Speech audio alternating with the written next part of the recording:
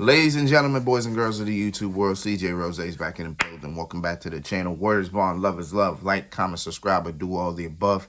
And if you ain't doing anything today, follow my Instagram. RugerRose23 is the place to be. All right. I know I was supposed to talk about the NBA All-Star reserves, who were my predictions. But I couldn't make up a list in time, and when the time came, it already happened. So I was like, damn, okay, I'll just wait till All-Star break to do my little, what do I think of every team since the first half of the season. But then we got this little bit of news that I didn't really want to talk about or wasn't going to talk about, but I said to myself, you know what, screw it. So, Kyrie Irving's in the news again. Again, he's in the news. And he requests a trade. He is requesting a trade. He wants out. Okay. Well, to a lot of people, this comes as no surprise. To me, it's kind of random. Kinda. But I don't know if I was to expect this myself. But essentially, he's asking for a trade because they couldn't come up with a contract for Kyrie. So once they didn't come up with a contract, he automatically says to himself, hey, you know, I want to be traded. And I'm like, okay. All right. The worst part about it is it could not have been probably at the worst time because he wants to get traded either at the trade deadline or before it. And the trade deadline is next week. So we have, what, 5 days? Yeah, 5 days till then to figure something out. And let's not act like Kyrie Irving is going to be the easiest person to trade for. Like, because he put himself in a very hard position where if he gets traded, there's a great chance of wherever he gets traded, he's not staying. Like, so you're essentially, what every NBA team needs to understand is that you're essentially shipping out pieces that you may need in order to get back a rental. Because Kyrie's a rental at this point. You're not exactly sure if he's going to sign for the... You're not sure if he's going to sign a new contract with your team. On top of that, this is the last year of Kyrie's contract. He opted into his... what the hell is it called? Opted into the final year of his deal. I can't find the word that I'm looking for right now. But yeah, he just opted into the final year of his deal. After essentially saying he wanted out to begin with in the beginning of a free agency. He wanted out. But then he just decides, you know what, let me just stay. Let me just stay. And his actions promoted Kevin Durant to ask for a trade during free agency as well. But when Kyrie opted in,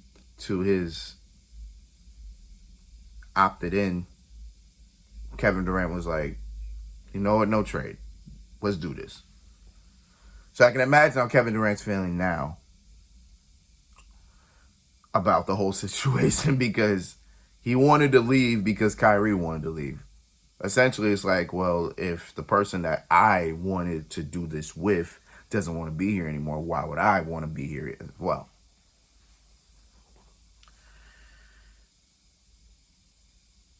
But the reason why I say this is type random at the same time is because if you look at how the Nets are looking now, the Nets, I believe, are 4th or 5th in the East right now. So they're pretty much in the realm of contending here. Especially if Kevin Durant comes back and everybody's healthy. Once that's the case, I guarantee you they will be in the thick of things come the playoffs. So that's why I think it's pretty random because it's not like the Nets are losing. I mean, they're not doing bad, but again, they're probably not doing what I think they expect themselves to be. I mean, they fired Steve Nash during the beginning of the season. They got Jacques Vaughn, and Jacques Vaughn's been turning that team around to where they are now. So, in that regard, the Nets are kind of in a good position once everybody's healthy and they're doing what they gotta do. And Kyrie not even slouching as much. Hasn't taken that much time off this season. You know what I'm saying? He's averaging 27. He's doing his thing. Like Kyrie is balling. When Kyrie's out there, Kyrie's doing his damn thing. So to me, this is kind of random how it's just like you just want to trade now. I understand y'all haven't come to an agreement in terms of a new contract, so you want to leave. But was Kyrie gonna stay come free agency anyway? Like, wasn't he just gonna bounce anyway? Because he didn't want to stay. So now it's like now you put Brooklyn in kind of a hard decision because now you essentially have 5 days to find a trade package that not only suits the Nets, but for anybody that's willing to take this, to take Kyrie. Now once we heard this, the first team that came in was the Lakers. And trust me, I'm rooting for the Lakers to succeed. I'm rooting for them. But I don't think the Lakers should do that. Because you bring Kyrie with LeBron. Kyrie says he wants to go to LA. He wants to team with LeBron. A Kyrie LeBron reunion at this point in time it would be great. You know what I'm saying? That if we're talking about somebody that would help LeBron get another title or at least contend for something, it would be Kyrie. And then you would have the last two people that LeBron won a championship with, Kyrie and AD. The problem is we're talking about Kyrie Irving. Now, essentially, all they would have to do is get rid of Westbrook and maybe add 2 more picks on top of that. So LA doesn't really lose that much. They just lose Westbrook. And I've been trying to figure out for a long time, for a while now, is that really the best course of action at this point in time? Because Westbrook finally got the groove. He's finally got his groove. He's finally settled into something that works for him and it's working for the team. Do you want to mess that up now? Essentially, I don't know. Because what Westbrook has over Kyrie is Westbrook can do a lot coming off that bench. He can definitely be the playmaker. You see him he definitely gives those passes up. And he can rebound the ball as well. So when LeBron is on the bench, Westbrook takes over. And at first it kind of was rocky, but now they got to a point where it's like all they have to do now is win the critical games that they need to win. And they'll be set. They'll be fine. I mean, granted, I think they're 13th right now. Actually, I think they're 11th, if I'm not mistaken. I think LA is 11th. They might be 11th or they might be 12th, but they're right there where they can at least get to the play-in. But there's so much but the gap between 4th place and 11th place and maybe 12th place is so thin that it's like if the Lakers just go on a streak right now and all the other teams just win and lose, LA would literally be 6th or 5th. That's how thin the gap is right now. So anything could happen. Now, I think, okay, let's think about the positives and negatives here. If you get Kyrie, you get a better scorer, you get a better playmaker, and you get, well, not a better playmaker, I'm bugging. You get a better scorer, you get a guy that you can rely on for a shot, but somebody's game's going to have to get sacrificed. That's the problem. LeBron's averaging 30, Kyrie's dropping 27, AD's dropping 26, almost 27. So somebody's game is going to have to get sacrificed. It'll probably essentially be LeBron. Like literally I'm telling you right now, after these two games, once LeBron gets that record, LeBron will have no problem deferring. I swear he won't. Now, if the Lakers don't contend after this, if they are not in the playoffs after this trade, if the trade goes down, if they are not in the playoffs or get to anywhere they need to be, I'm guaranteeing you this: Kyrie ain't coming back.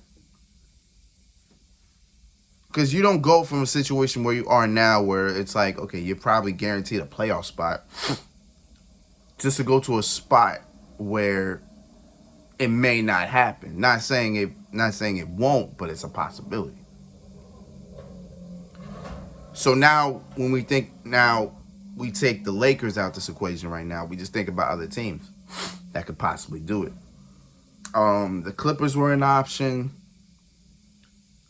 Clippers are a weird situation too, because essentially I think you just trade John Wall after that. I think if you go for Kyrie, you trade John Wall. John Wall gets traded. Yeah,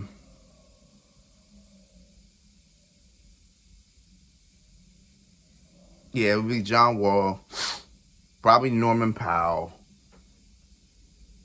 maybe Terrence Mann's in there, maybe was it Markieff over there? I think Markieff Morris or Marcus Morris. I don't know which Morris brother it is, but probably him. I think you have to give up a significant piece for Kyrie. Would that fit? Depends what you give up, and it depends how it changes your lineup. So I don't know, but I don't think he goes to the Clippers. I don't know. The Suns were another option as well. The Suns were an option when Kevin Durant requested a trade. So if the Suns somehow come up with a trade package themselves, then it would literally have to involve DeAndre Ayton, who he didn't want to be in Phoenix to begin with, but he signed a deal and he's staying there.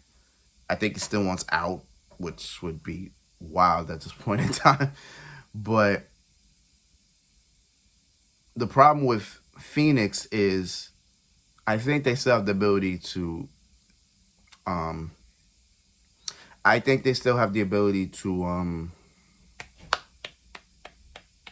what is it? I still think they have the ability to keep Chris Paul.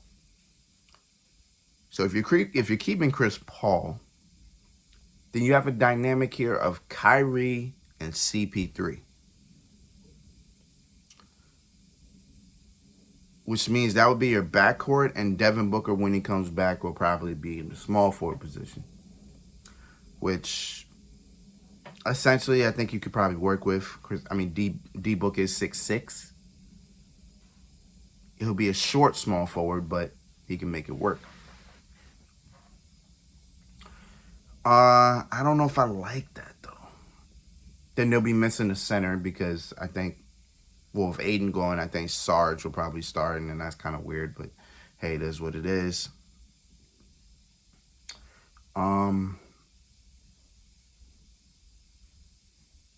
Yeah. I don't think Phoenix pulls that trigger because we don't even know if it'll stay. See, the Clippers, the Suns, and whatever team comes up with a trade package, I'm pretty sure the Toronto Raptors will probably come up with something because they want to blow everything up. But the problem with that would be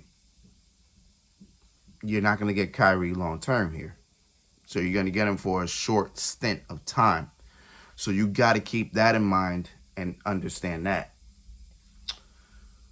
So what do you do? Honestly, the Nets going to probably have to take the Nets are in a lose-lose situation, period. They're in a lose-lose situation because even even if they trade Kyrie, they got to make sure that the trade package is good for them, and they're not sure of that yet. Like, because again, Kyrie's Kyrie's what is it value right now is kind of high, regardless of what you see. It is kind of high. Dropping 27 a game this season. He's an all-star again. So his value is rather high. So for Kyrie, you want to give up something. You're gonna have to give up a good amount. So I'm talking about either a starter or a six-man or whatever the case. Maybe two players and picks, essentially. For the Lakers, I think you just have to give up Westbrook and two picks. So it's not terrible because both their contracts should match up. I think Westbrook still got 44 mil off that one. So Kyrie, 36 mil. Yeah, his 36 mil. You probably have to give up another player on the Nets side, so you're giving up somebody else as well for essentially just one player and two picks. But I don't think those picks. It depends how valuable those picks are, depending on how the Nets even are. But if you got Kevin Durant for the next couple seasons, then those picks are almost essentially worthless. But again, it all depends.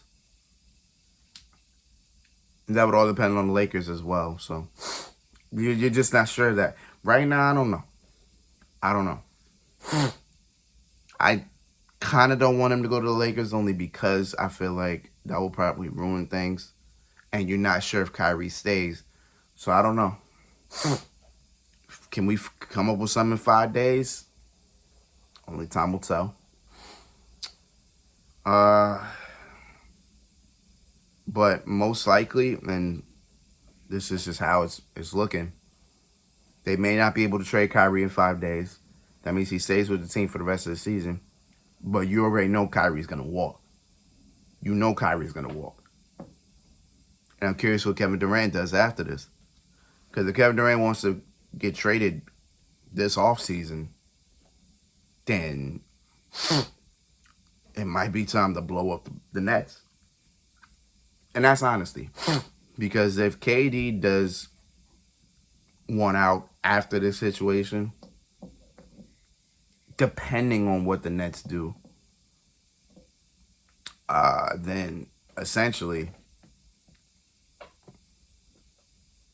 then you're going to have to blow up that whole entire team. Which is pretty much how that go. We'll see. But all in all, I just wish Kyrie the best, but he's just... You thought Kyrie would just do what he got to do on the court, but just seems like he's just never happy, bro. Ever since he left Cleveland, it's just been Kyrie just, oh God. Ever since Cleveland, it's just been bad. But we'll see. We'll see how it's got 5 days, so we'll see what's going on. But until then, it's been Rose, man. Thank you for watching. Thank you for all the love and support as always. You already know what we doing, so I ain't gotta explain how we doing. But until then, until next time, peace, love, on it. Yeah.